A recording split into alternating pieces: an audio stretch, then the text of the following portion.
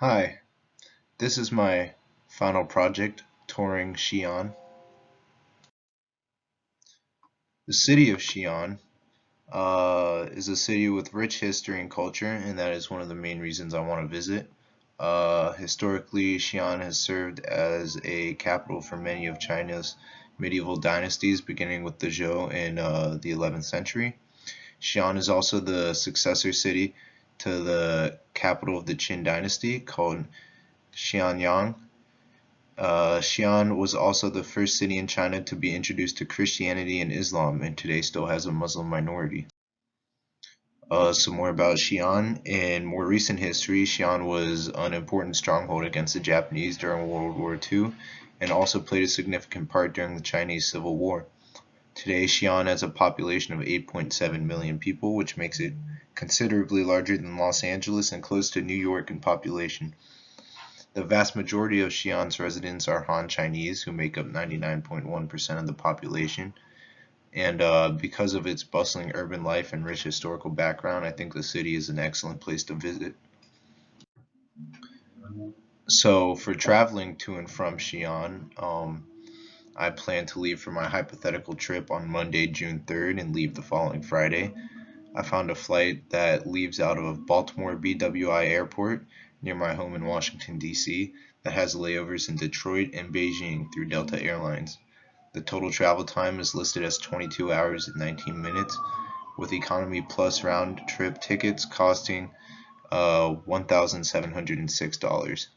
That travel time, though, does not include getting to and from the airport, both in America and in China. So, traveling to my hotel after arriving in Xi'an, I'll take the subway, which should take about 1 hour and 36 minutes. My hotel, I'll be at Hantangi International Youth Hostel Xi'an, or Xi'an Hantangi Gozhao Xingnian Lushe. The hostel includes a few different amenities such as free Wi-Fi, a restaurant and a bar, and a convenient location near the center of the city. To make up for my expensive airfare, I got some cheap lodging that will only cost me $16 a night. So for day one, breakfast, after arriving from a long day of travel, I probably won't want to go too far to eat breakfast, so I'll eat at the locally owned restaurant at the hostel. For breakfast at the hostel, I will get spicy eggs, la jidan, and toast, kao mian bao. They also have a buffet, Zishukan, where I can get some other food as well. If you look in the pictures, they've got some fruits and some soups and other stuff. So my first place I'm gonna go is the Drum Tower of Xi'an, and to get there, it's just a short 15-minute walk down the road from where I'm staying. So the day one activity in the Drum Tower of Xi'an, it was erected in the year 1380 during the early Ming Dynasty.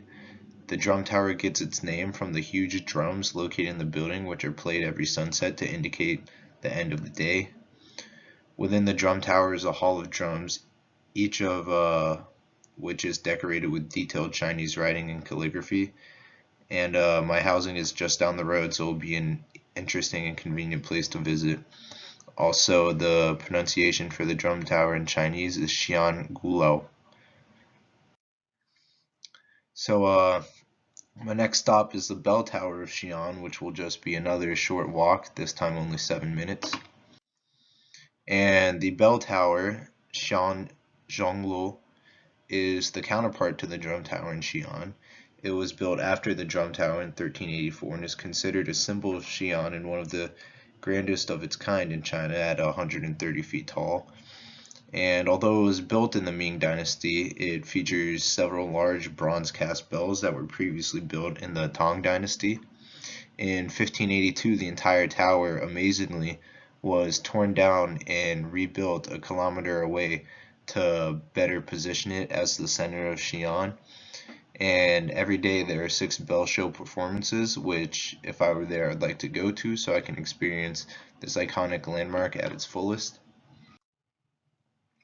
So returning to the hostel for my last activity of the day, I never strayed too far, so it'll only be a short 12-minute walk back from the bell tower. I thought it'd be smart to have a kind of light day after probably over 24 hours of travel. So for day two, I'm gonna take a bigger excursion and go to the Terracotta Army. I'll have to take a bus from the station about a half kilometer away from my hostel and ride that for 15 minutes and then switch to another one that will take me to the Terracotta Army. And it'll take me about 2 hours and 20 minutes total to get there. So my day two activity is the Terracotta Army or Bing Mayong, and it is one of China's most famous attractions and is located just outside of Xi'an. The statues are of the armies of Qin Shi Huang, the first emperor of China, and they were buried with him at his death. It was built in 210 BC and was lost to history for thousands of years before being rediscovered in 1974 by local farmers, and I can only imagine what they thought. Estimates say that the army had more than 8,000 soldiers, 130 chariots, and 670 horses that are represented via statue. And interestingly, it's believed that nearly 700,000 workers were needed for the project, which would equate to 36 million people in today's population if you compare it to the population when the Terracotta Army was built. And it'd be interesting to visit not only because of the army, but also because of the nearby museum that has hours of content and historical artifacts. So after visiting the Terracotta Army, I'm gonna go to lunch at Daija Roast Mutton Restaurant, only half a kilometer away and within walking distance. Um, so online, the restaurant got good reviews for its dumplings, shujiao, or shuijiao, something like that. So I will get those for an appetizer, and for my entree, I will get some Xi'an uh, roasted lamb skewers, Xinjiang Kaochuan, and the restaurant is named after mutton, and I've always been a fan of lamb dishes, so I think it'd be smart to get some lamb skewers. And then traveling from lunch back towards the city, I will take a combination of buses and the subway, and this time it'll only take me 2 hours, which will be 20 minutes less than it took for me to get out to the Terracotta Army. My second activity of the day is the Xi'an fortification walls. They're some of the oldest, largest, and best preserved city walls in China.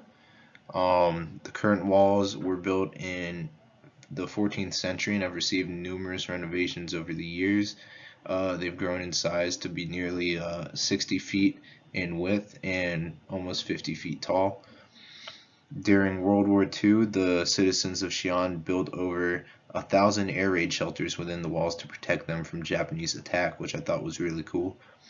Um, and then I will visit the area around the south gate of the wall, since it is the most ornate of the four gates, and it's also the closest to my hostel. I would like to rent a bike on the wall, which, if you look in the top right, there's a picture of that, so that I can travel around and see some of the city from above rather than just walking along it. And then getting back to my lodging, it will just be a short 20-minute subway ride back to the hostel. And so I'll start off day three by traveling on a 50-minute subway ride to my first activity, which will be the giant wild goose pagoda, or Dayan Ta. And it is a Buddhist pagoda located in the southern side of the city. It was built in 652 by the Tang Dynasty and has been a historic site of worship for Xi'an Buddhist population.